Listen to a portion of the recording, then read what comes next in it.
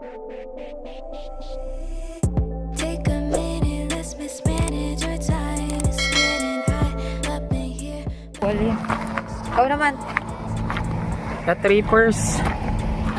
September Tuklas ano ngayon? 10? Or 9. 9? Oo nga pala, kahapon yun na kay Mama May. Maaraw na naman. September 9. Pero malamig kaya nakaganyan po kami. Anong oras? 1 Tuklasin. PM. Tuklasin natin galing ang work. Tas walang school sa ka-work si Mrs. Tuklasin natin ng TNT Supermarket. Oh, hanip yun, no? Ha? Ayos to. Dito na kami. Ayan. Malakas yung coca sa kanan na yan. Ayan po ang Longfields. Ayan si Inday. So, TNT Supermarket. At titingin din po kami sa Value Village ng books. Kasi may nakita na ako at may nag-confirm po na isang classmate ko. Oy, Sophia Tumaneng! Hello! Shout out! Sophie! Bagets yan, Bagets. Classmate ko, Bagets, 19 years old. At belated happy birthday. Dito na po siya nag-birthday sa sa Canada. Nag-19th birthday. O, mamaya ulit ka, Trippers! Babush.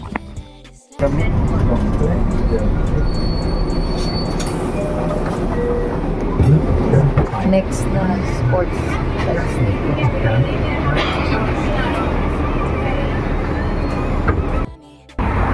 Hunt Club, Trippers. Hunt Club. Tatawid kami dun sa isang waiting station sa harap na Trippers yun. Sasakay kami ng bus 187. Then another bus 96. Eh ulit. First saglit lang, grabe ang ganda ng mga bahay. Burbang crawling. Nature na nature yung ano nila. You know.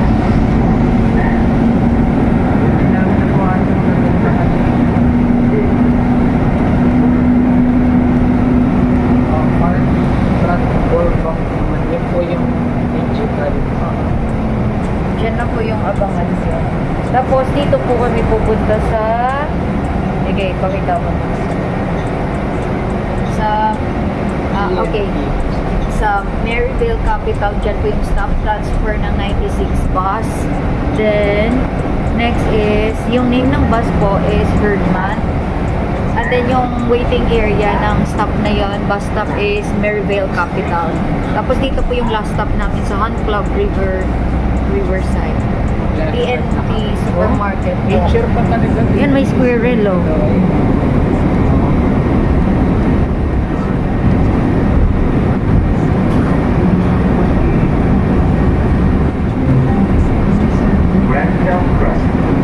Para nyo makita nyo naman ka Trippers yun.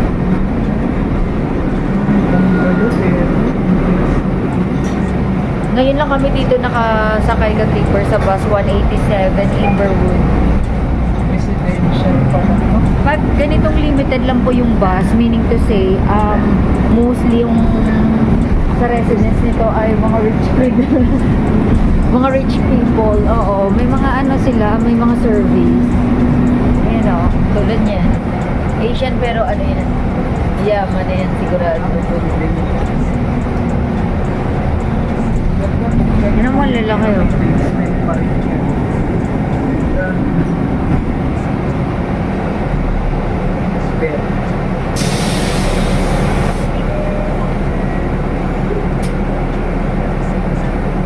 Nakakadaan lang dito ka Trippers yung yung bus 187 and kung mag-lift ka or service.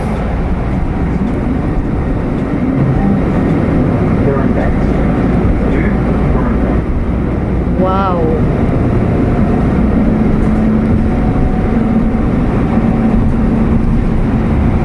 O siya later ka Trippers. Ikot lang tayo pero may reveal pa rin ang baksak niya. Kaya ulit, nag-tour muna para mag-view nyo po dito sa Ottawa. Pang family po yung Ottawa.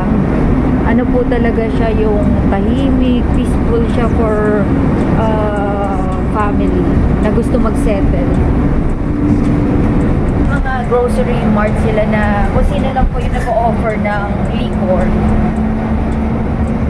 Like Walmart, wala po silang ganon. Pero si Laplos po, meron. And then, baka matrip po kayo, Corona po yun. Kuwari, yung beer nyo po, Corona, pero non-alcoholic po yun.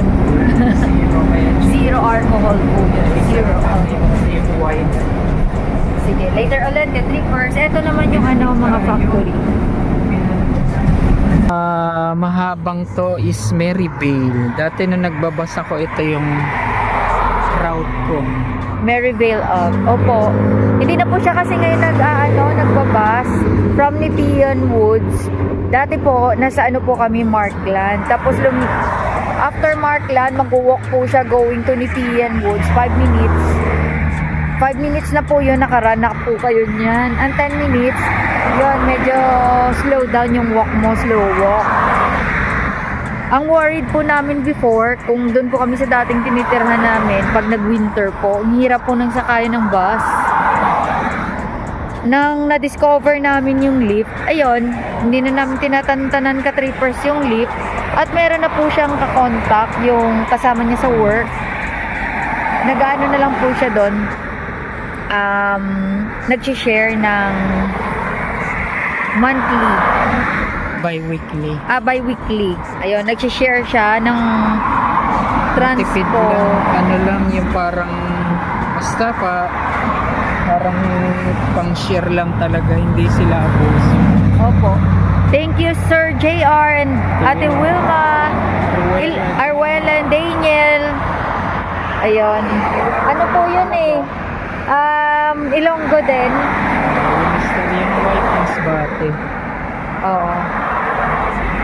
Tapos thank you din Ate Ana sa yellow beans.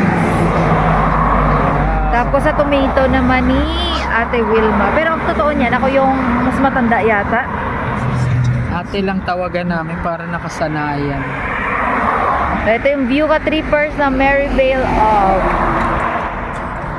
chillax sa araw na to. Galing si G sa work niya. And then yung plan namin na pumunta sa TNT Supermarket kasi nadala siya ni Sir JR doon. Sabi, maganda daw doon, may soup. Salmon soup. Yun, salmon. Tayo magluluto nun. May mga salmon. Siyempre ka-trippers, nandito kami sa Hunt Club Marketplace. Dito kami pupunta sa TNT Supermarket and Dollarama. Sumakay kami ng 98 bus. Herdman.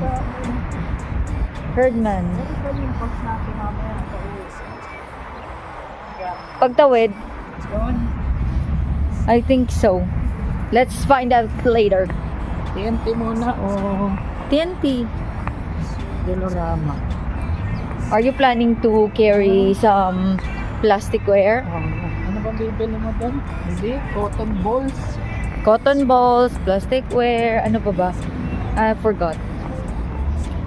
Alam mo naman tayo, may target talaga tayo sa grocery. And then, yung target natin, yun pa yung makakalimutan. How odd. Andito rin yung sikat na gusto ni Ano? Mary Brown's. Saka yan palang kimonos ramen, no? View lang muna. Ayun, no. Wala pa kaming toothpick. Wala pa lang namin eh. Oo. Tour with us. Sabay-sabay nating tuklasin. Yan ang Mary Brown's chicken. At tamang-tama, dala ko na naman ang credit card ko. Fast food lang, di ba? May What? drive-thru. Pati bangko rito may drive-thru. Ayan, PD, CIBC. Yung mga bank dito, ka-trippers, may drive-thru. Ito yan, kinikwento ni Baby. Oh, may Coco. You know. Ay, chut! Yan yung Coco. Hoy, Jenny Biloksin. Coco.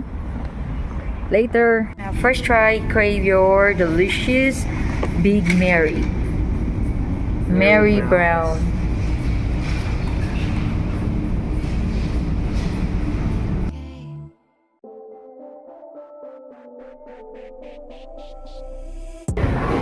May danggit ka trippers, oh. Ano lang siya? 499. 499. Balikan natin. Dito kami sa loob ngayon ng PNP. Yan, oh. Kitchen. Wow! Ayun na tinitimba.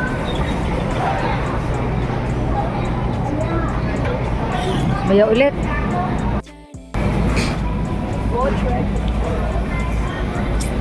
Spicy ba siya? First time namin dito ka trippers makapasok. Ako pala. Kasi dinala na dito si Jeannie, ni Sir JR. Ito mukhang masarap to. Turnip cake supreme.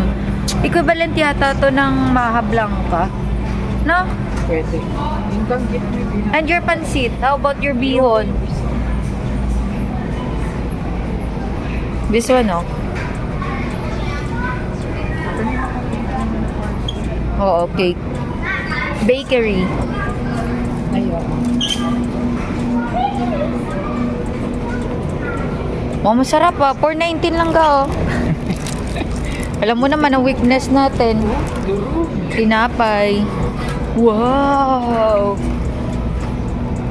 Alam na. Pag nag-crave kayo ka trippers, tingnan nyo naman. Datu puti. 498. Pares pack. Pares combo, tawag nila. And then, Silver Swan. Tamarind.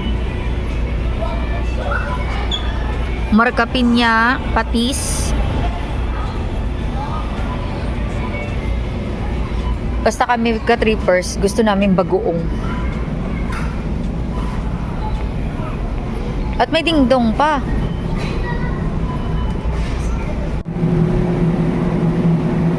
Salmon. Wait mo magadaw mo. Oo. O yung sinigang. May ano na doon eh, laurel. Tapos ginger. Produce. Pwede naman yung pechay mo rito, di ba? Siyempre, present yung Agong Queen Bag. Napaka-important po nun. Ano masasabi mo, G? Sa bit-bit mo ngayon? Na napakabigat. Pag nasa Pilipinas, kakain na kami. Kami magno-noodles. Kakain na kami. Bakit? Na ang gulay. Na-appreciate niya po dito yung gulay. Pero ma-appreciate pala gulay naman tong biik ko na to eh. Tapos pala pansit. Bibili ako ng marami naming gulay. Itipid ko pa yung gulay. Oh, ayun na. Darama muna kami. Mega trippers. Nakauwi kami ng Pilipinas. Best namin din. Ganito sa palengke. Piling mo lahat ng hipon sa kagulay na yun. Sobrang mahal na gulay. Ano pa mo? Yung paborito natin yung sa pansit cabbage. Ha? Kunin ko lahat yun lang. Isipot mo yun. Teka, biglaan. Mag-hoarding kami. Sinabi nung nagbibenta ng saging yun nasa kariton. Bibiling ko yan, kuya. Sasabihin ko. Galit na galit siya sa gulay. Presyo.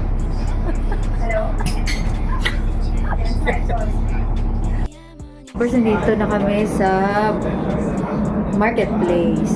Nakarating na kami dito. Abang kami bus 75 going to our place. Saan kami by bus? By bus lang. So, ano masasabi mo doon sa benta ng gulay? Nag-my day siya. About sa gulay eh. Pinasamaan loob na naman ni ate. 10 piso raw isang bundle ng okra sa Pinas. Kaya pag-uwi talaga. Pag-uwi mo? Bakasyon kami. Ubus ang isang sakong okra. Ayan, talong. Hindi kami, ka-trippers, hindi kami makasigang sa mahal na gulay. Hindi yung meat. Powder lang. Hindi yung meat. Powder lang pwede. Sinigang powder lang muna kami. Tamarind mix. 150 for 3. Ayun na yun. 3 for 150. Oh, sakay na muna, ka-trippers. amoy coffee.